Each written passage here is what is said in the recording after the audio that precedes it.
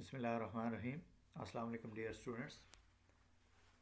Today our lecture is about the intonation part 2. And before going to start our today's lecture, it is the this lecture is the continuity of the previous lecture, and this is the part 2. And in previous lecture we have learned about the intonation falling, rising, and falling, rising tones. So what we have learned in our previous lecture, we learned about the the intonation. What is intonation? What we have discussed. Actually, intonation is a term used to refer to the distinctive use of different patterns of pitch that carry meaningful information. It is something like you can say your pitch or rhythm of your speech, the tone of your speech.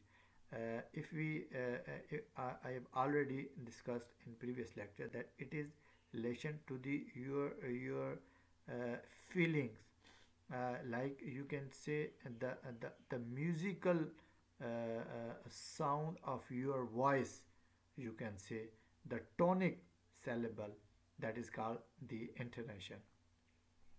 Intonation can be described as the movements or variations in pitch to which we watch familiar labels describing levels, for example, high, low, and tones falling and rising. Then we have learned about the difference between the articulatory phonetic production point of view, acoustic phonetics transmission point of view, and the auditory phonetics perception point of view. We have learned the what is the difference between this. When we talk about the articulatory phonetics production, it is the rate of your vocal cords, vocal folds.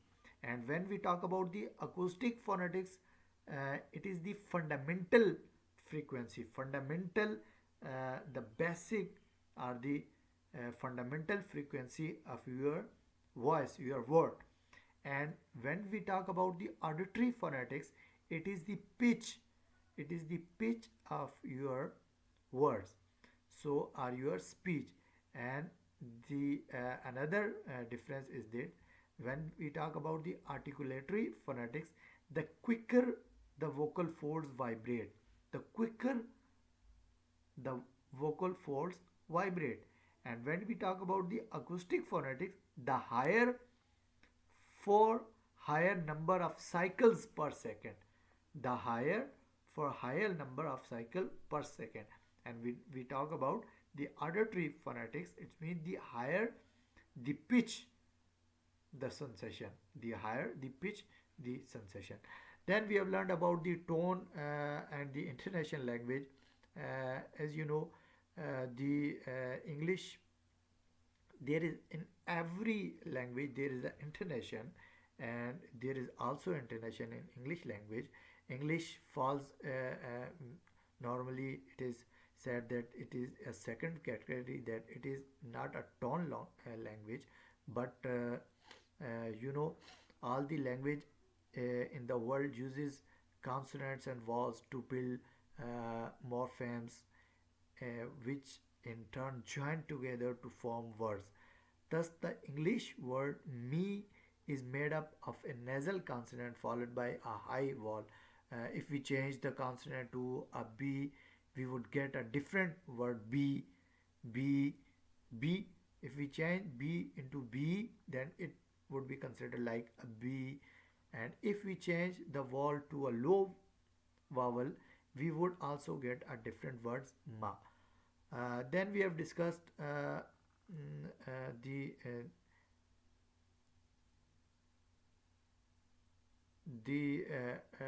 talk about the different languages about their tonic. So if we talk about uh,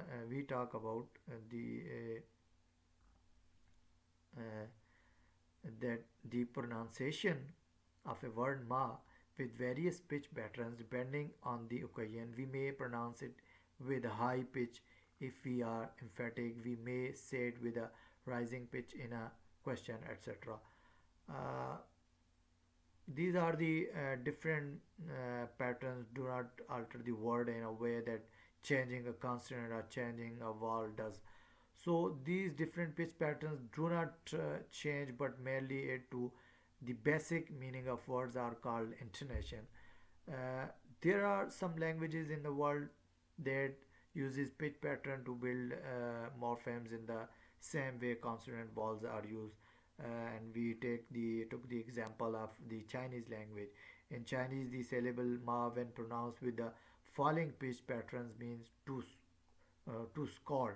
When pronounced with the rising pattern, then meaning is hem. When pronounced with a high level pattern, then the meaning is mother. So in different tones, it the meanings of the word automatically change in Chinese language. But as far as concerned about the English language, though also change the meaning. And we talked earlier. So some people said that English is not a tone language because different tones make no difference in meanings. But Chinese is considered between the tone language. Then we have learned about the development of the intonation, in British English, like the British linguistic Daniel Jones uh, mm, write uh, something on this in written some uh, rules and regulation about the intonation and the development of the intonation in 1926. The most intensive development began during the 1940s. Then in the United States, the theory that evolved was based on the pitch phonemes Pike in 1945. Then it was developed in 1951, and then by Halliday 1967. And now we are oftenly follow the rules of Halliday, which were he started in 19 developed the rules about the development of intonation in 1967.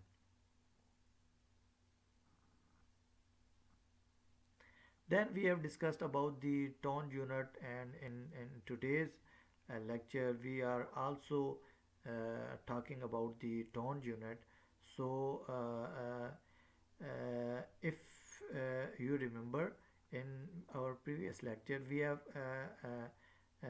I've told you that the identification of tone units boundaries in a connected speech are like the pass, pitch, and the speed. These are the three boundaries of the connected speech: your pass, your pitch, and your speed. So here comes, then we have discussed the link between the tone units and the grammatical sentences. Then we have analyzed the utterance to understand the tone units. Then we have discussed through different examples.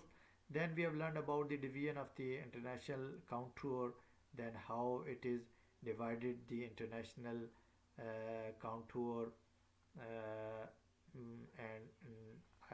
we have learned about the different writers who mm, put their effort to develop the different contour of the international division of the international uh, intonation. So today we are going to start here from the uh, tonic unit, and this is the second part of the intonation. The tone unit is the minimal unit which can carry intonation. Minimal unit which can carry intonation. It can be one syllable long but usually extends over a few syllables. But it can be one syllable long but usually extends over few syllable. So if we take the example, one syllable utterance you, one syllable utterance you, simply the word you, one syllable. And three syllable utterance, when you are going to utter three syllable, is it you, is it you, sorry, three syllable utterance, is it you. And the four syllable utterance, John, John, is it you, John, is it you. Now you can feel the ups and downs, falling and rising in my, in when I am uttering the word John. Is it you? Is it you? So you can feel the intonation, the falling and rising in my when I am uttering the sentence. So the structure of the tone unit. So in this lecture, we will also learn about the structure of the unit. So the structure of the unit, there are four main structure of a tone unit. Number one, prehead. Prehead, you can see the picture and everything is defined very clearly. This is, in this picture you can easily understand the tone unit or the structure of the tone unit. So in tone unit there are four main uh, uh, uh, parts. Number one, prehead. Number two, head. Number two, tonic syllable.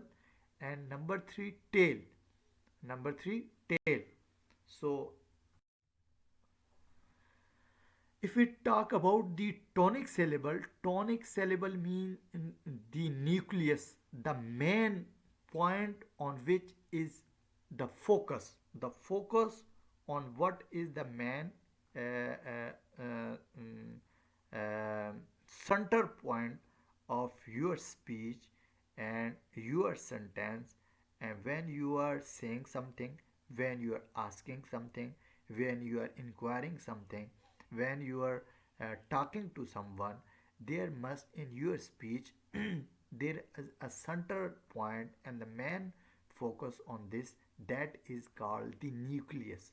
And the tonic syllable, the man is that is a syllable that carries a tone and it is prominent, longer, louder and higher, because this is the main concern of this. For example, if we take the example, is it you?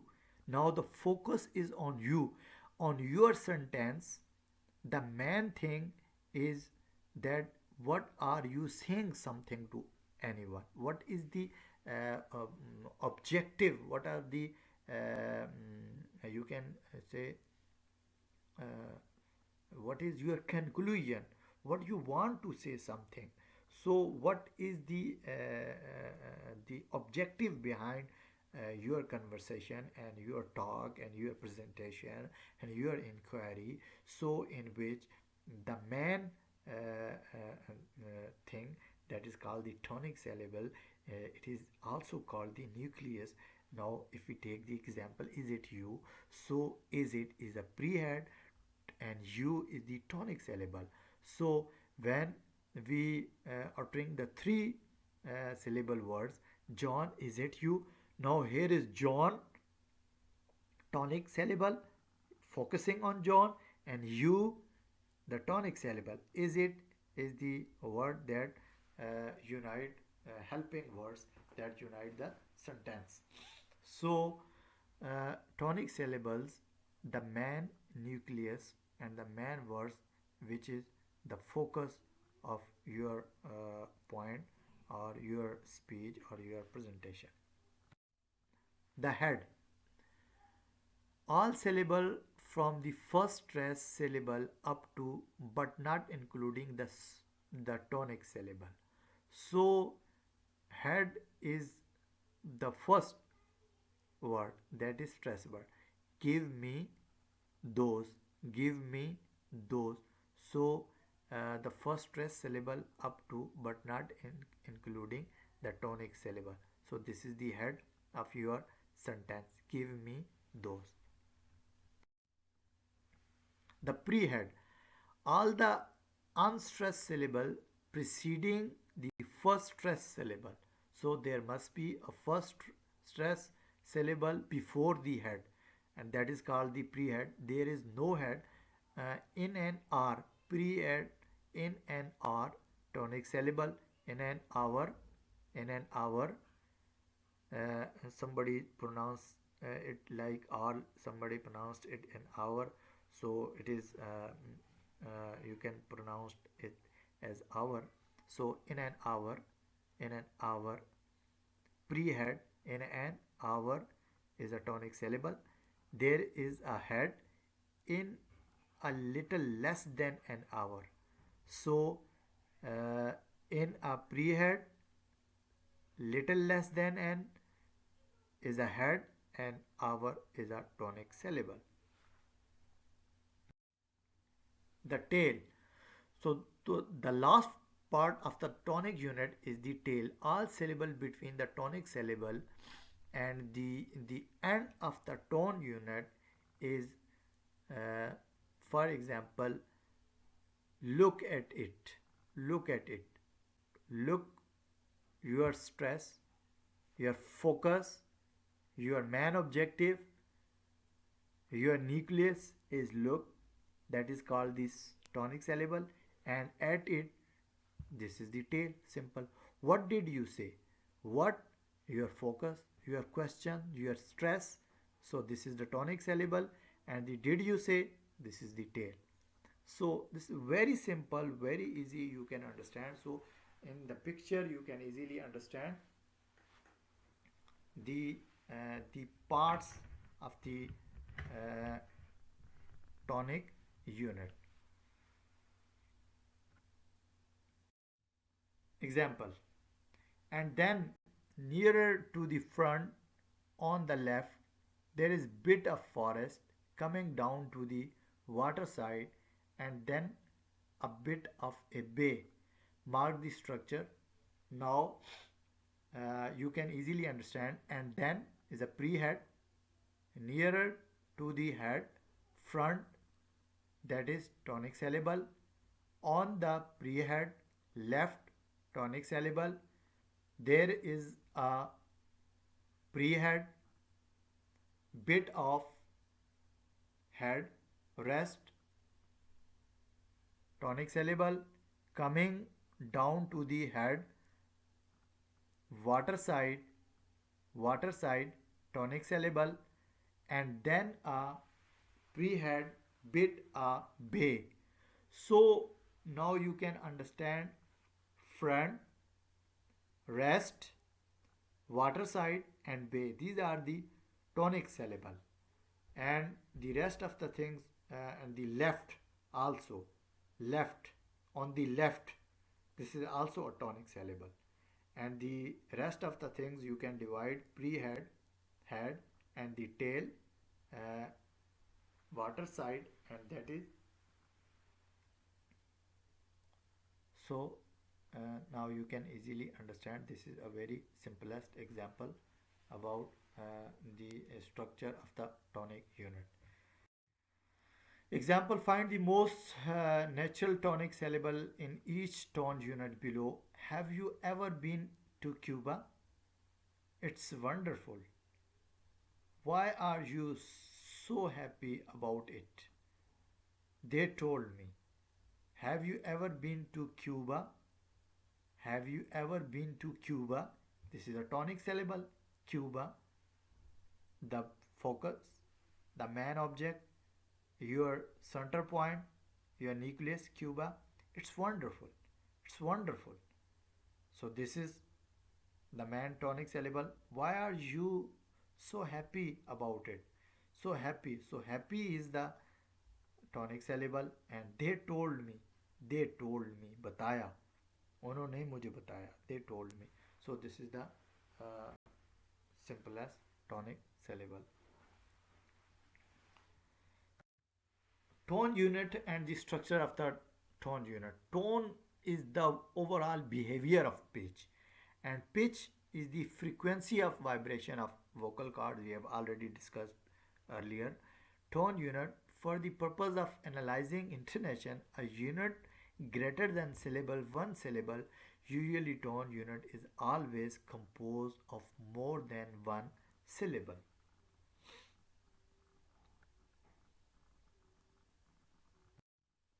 Tone. Tone is the major pitch movement within the tone unit. The overall behavior of pitch is tone. Choice of pitch movement. The meaning component deriving from the tone does not attach to the word level only but to the complete tone unit. The prominent words are the subclasses of the tonic syllabus. The communication value of prominence and the tone choice depends on the interaction between listener and speaker. When is the meeting? On Saturday afternoon. On Saturday afternoon. So you can understand, you can clearly see and understand the tone uh, unit what we have discussed earlier. Pitch movement and tonic syllable. Tones are divided into two classes, static tone and kinetic tone. So static tones, a syllable is pronounced on a level, no pitch variation. So static tone mean which is pronounced on the level, no pitch variation. Pitch variation mean no up and down, no high and low, no falling and rising. This is static tone mean in a simple way you go through and say something. So this is a syllable that is pronounced on a level, on equal level, that is called the static tone. You are speaking to, you are speaking like if we can take the example when you are reading something, and if you are reading in a normal way, you are reading newspaper with voice, with some little louder voice, then without uh, creating up and down in your speech, that is called the static tone. And the kinetic tone change in pitch on physiological level by tension of vocal cords. So now here is you are moving your vocal cords. Uh, Halliday lists five intonation choices for the falling and rising tone movement. So the kinetic tone means in the pitch on a physiological level by tension of vocal cords. Uh, it is related to the movements of your vocal cords. So this is called the kinetic tone. So in here are the tone, the symbols, the tonic movement, and the terminal pitch tendency. So this is the standards they have set for the tonic units, and they gave them some marks, and what is the pitch of the terminal pitch of the tendency. So number one is falling. Number one is falling. So falling के लिए जो जो symbol है वो forward slash है. क्या है? Forward slash. And falling mean and the terminal pitch tendency is mean low. Falling mean ऊपर से नीचे की तरफ, सॉरी जो है ना, falling mean from up side down, from up to down. So this is, you can say, the low tendency. Your pitch, your volume, the pitch of your volume is going to low in a speech. So the that is the symbol that is used is forward slash. And number two is the rising, mean high.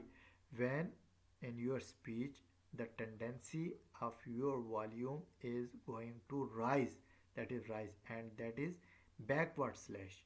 The symbol is backward slash. And the falling, rising mean high. Falling and rising. Falling, rising mean high. Falling, rising. It's mean high, and this is the symbol, and you know this is for par. Normally, you are the engineering student and science student. You know this symbol.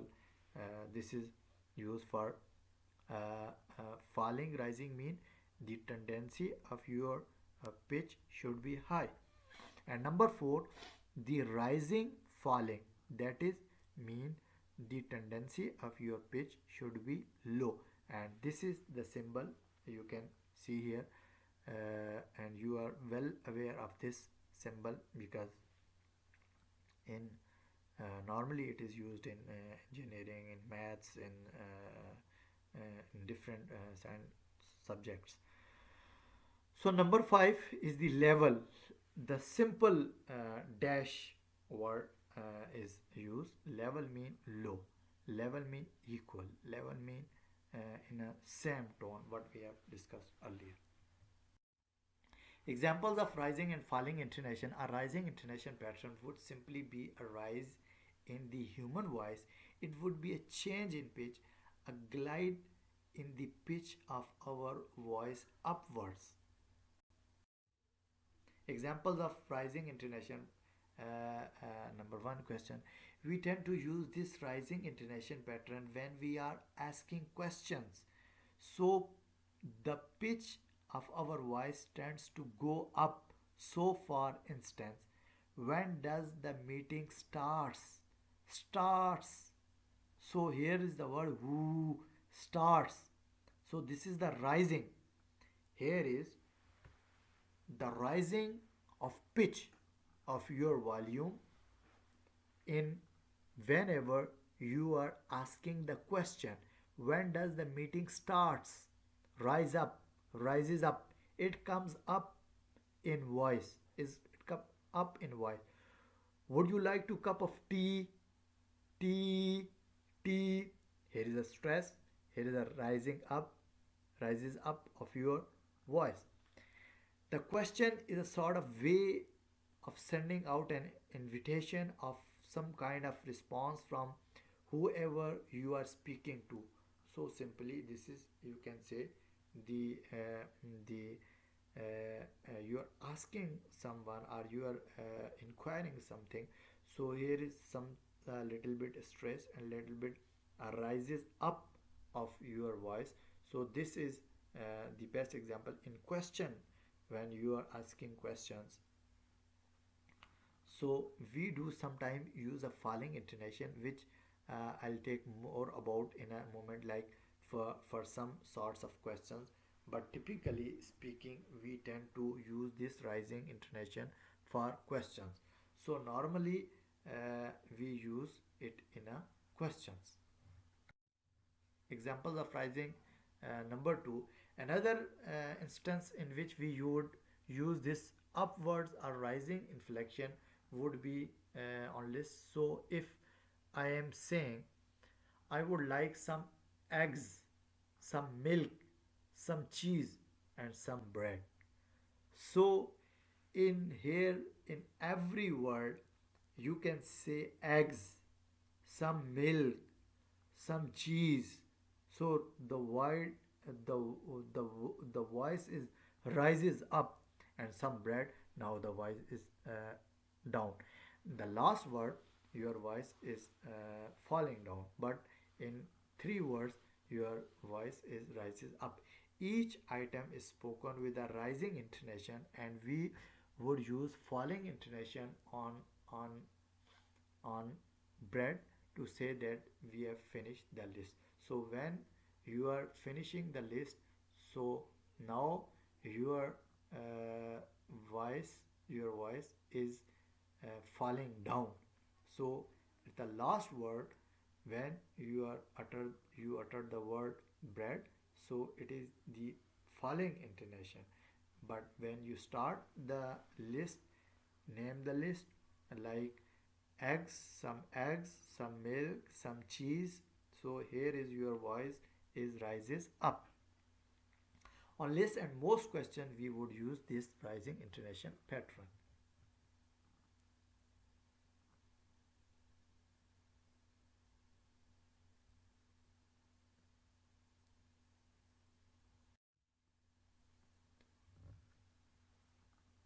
Falling intonation.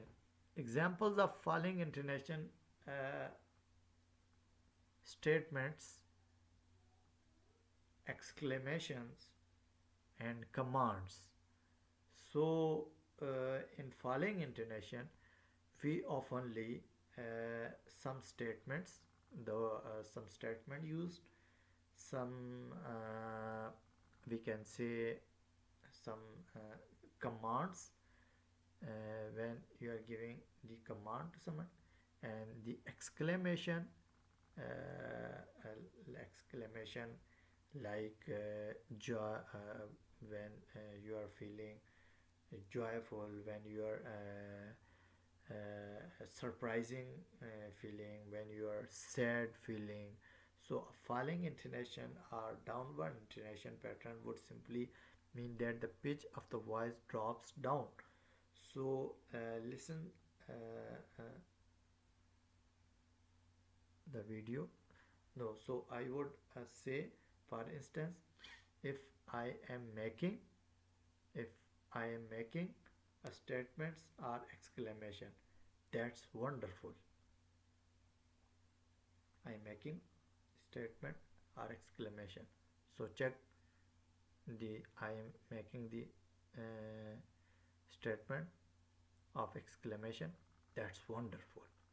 This is, you can easily understand, you can feel my voice is falling down. That's wonderful. That's wonderful. So that's one instance in which I would use a falling intonation. I use the falling intonation. So I have told you earlier that in statements, in exclamation, and in commands, you can use uh, the word and the falling intonation oftenly uh, uh, in sentence. Examples of falling intonation command. Commands in another situation. So I would say, put that down. Put that down. Go over there. Stand against the wall. Put that over there. So all of which would have falling intonation. So in previous slide we have taken the example of exclamation. That's wonderful, and you can easily feel that my voice is uh, down, not rises up, is going down. So in exclamation, when you are saying something, uh, that's wonderful. So this is simply that.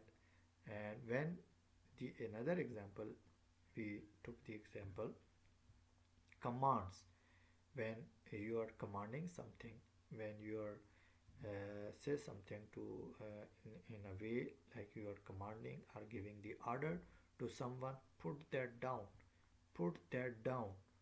So my voice is not rises up, it is going down. So this is a falling intonation. Go over there, go over there, go over there. Stand against the wall, stand against the wall. Put that over there.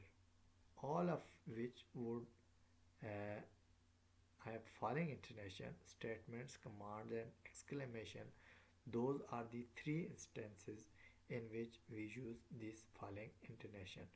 So uh, there are a lot of examples. So you can take the examples of different sentences. So if you can practice it, It is very easy, and in your daily life you can understand what is intonation, what is the tonic structure of uh, the tone, and what is the falling and rising tones. Examples of falling intonation number three: ends of the statement sentences. When you are going to end up of a sentence in your speech, in your presentation, and when you are saying something to your colleague, your students, your subordinates, your boss, or to your father, to your mother, or to your friends. And we also tend to use this downward inflection, as I said, with this at the end of our sentences, what we have discussed earlier, when we uh, mentioned the list: some eggs, some milk, some cheese, and some breads. So when we are indicating that we have finished, when you are going to finish, the last word oftenly would be used in a very low volume, in a very low voice. So this is simply you can say the falling tones. What is we want to say again? We tend to use this falling intonation. And there is another thing that is in between the falling and rising, that is called the circumflex inflection.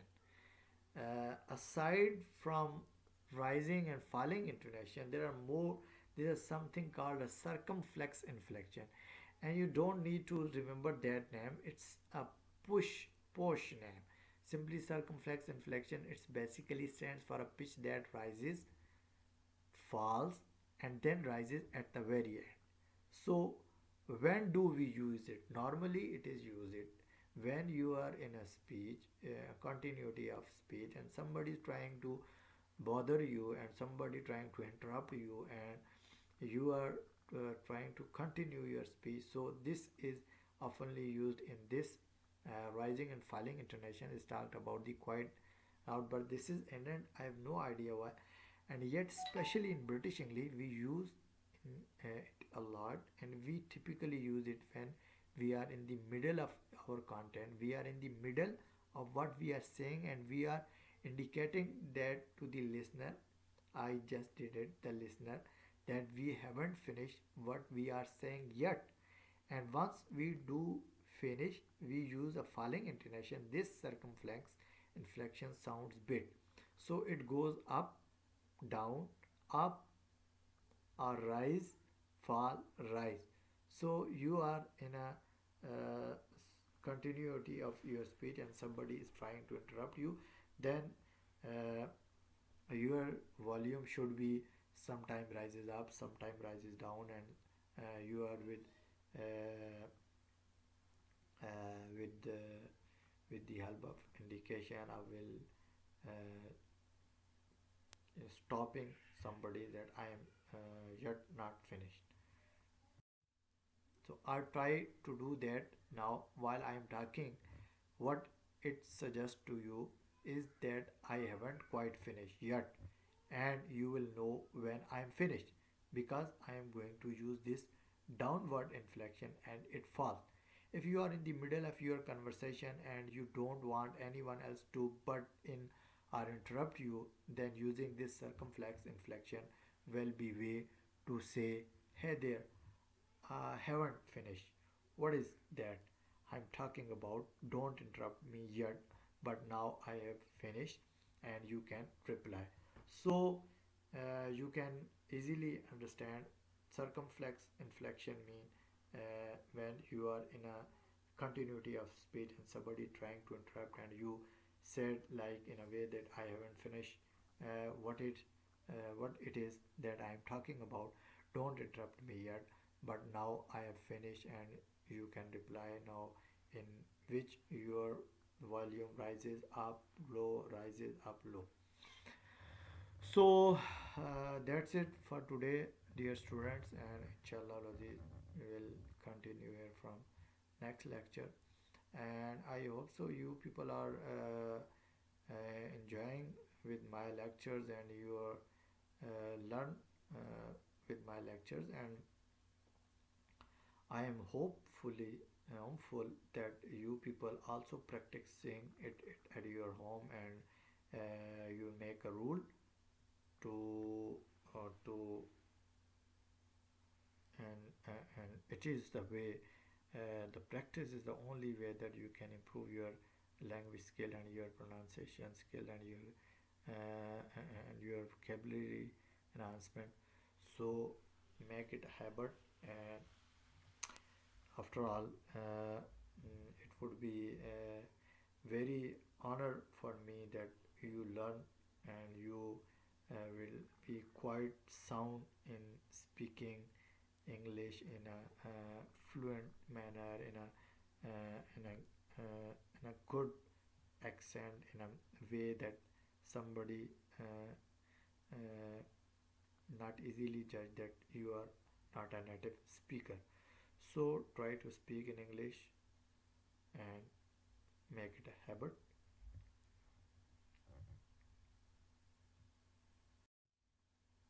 Conclusion. A rising intonation pattern would be used typically for question or for list. So if we conclude, the rising intonation pattern would be used typically for question or for lists. Falling intonation, this downward intonation tends to be used for exclamation, statements, and commands, and at the end of our sentences. But there is this extra circumflex inflection, rise, fall, rise, and we typically use it when we are in the middle of our conversations, and at the and then end of each phrase, at the end of each segment. We use this circumflex inflection to say that we haven't finished yet, but when we do finish, we use a falling intonation and it falls. So this is it. Thank you very much.